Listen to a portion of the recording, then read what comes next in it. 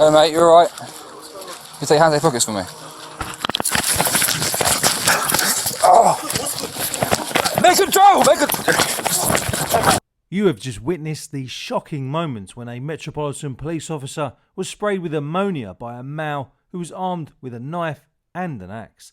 Stay tuned because in this video we are going to break down exactly what happened. During the incident, 22-year-old James Boyle threatened police officers with a firearm that had been discharged only moments before response team officers were called to reports of males acting suspiciously. Before we break down what happened, let's have a look at the body-worn camera footage that has been released by the Metropolitan Police. Before we do that, don't forget to subscribe to our YouTube channel. Hey mate, you alright? You take hands out of your pockets for me. Oh. Make control! Make control!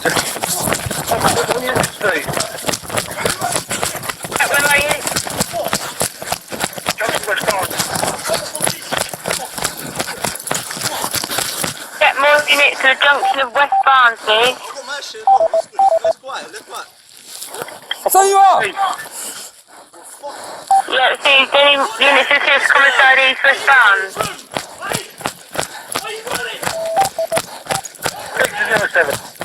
PAVA deployed! PAVA deployed!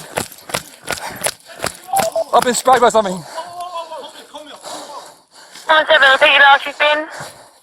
He's got a firearm. 3 south.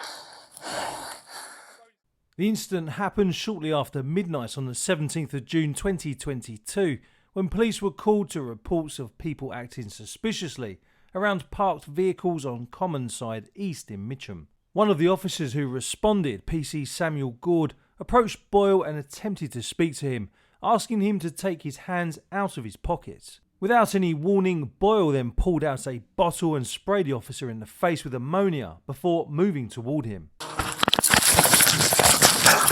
Oh. Make control! Make control! Where are you?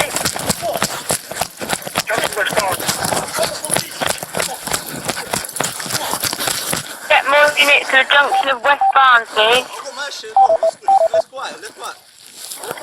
Despite only being able to see out of one eye, the officer managed to use his PAVA spray, which caused the suspect to turn around and flee from the scene. There you are! Yeah, see, getting units to this commissary East West Barnes. PC Gord was joined by his colleague PC George Garner, and the pair chased Boyle on foot. As they did so, Boyle pulled out a handgun from his waistband and pointed it towards the officers without firing it, before escaping on foot.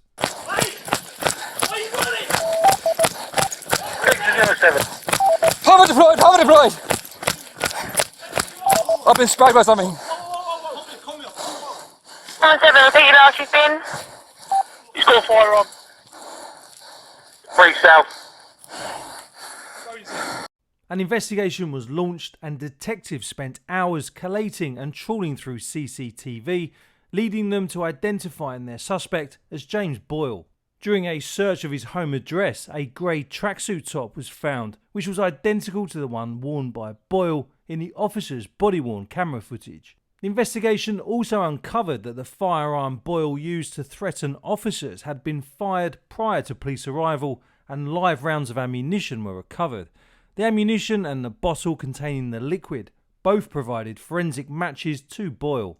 On the 13th of March at Kingston Crown Court, Boyle pleaded guilty to administering a poison or noxious substance with intent, possession of a firearm with intent to cause fear of violence, using a firearm with intent, actual bodily harm, possession of a bladed article, and possession of another bladed article, which was the axe.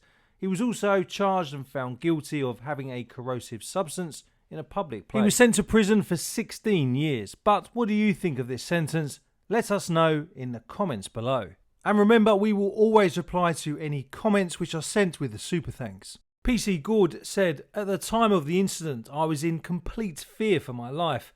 I did not know what the male had sprayed at me. Thoughts of acid, ammonia, or any liquid that could have caused me irreversible injuries to my eyesight or permanent disfigurement to my face overcame me. My thoughts turned to my son at home. Was he going to grow up only knowing me as having a disfigured face? Will he recognise me when I go home? In his victim impact statement, PC Garner said, "When he pulled the gun on me, I felt powerless and had to let him run away. I was left with the same reoccurring thought. If it was so easy to point a gun at a police officer, what would he do to a member of the public? I returned to work the day after the incident. I loved my job and didn't want what happened to affect me or make me fearful, but it is a terrifying reminder that the most routine call could end up being something that could change my life or the lives of my loved ones forever." Do you think gun crime in the UK is getting out of control? If you think it is, let us know in the comments below.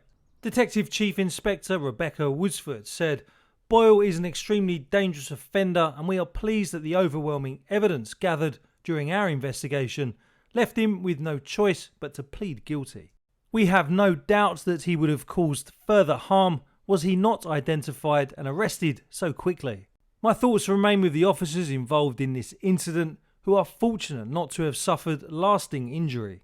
Police officers routinely put themselves in harm's way, but no one should have to come home from work having been assaulted in the course of their duty. Tackling violent crime is one of our top priorities, and this includes those who assault our staff.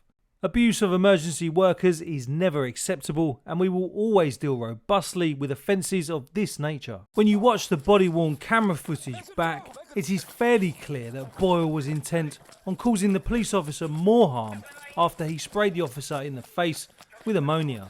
Considering that Boyle was armed at the time, if it wasn't for the bravery of the officer, then things could have been much worse. And it poses the question, do you think police officers in the UK should be routinely armed?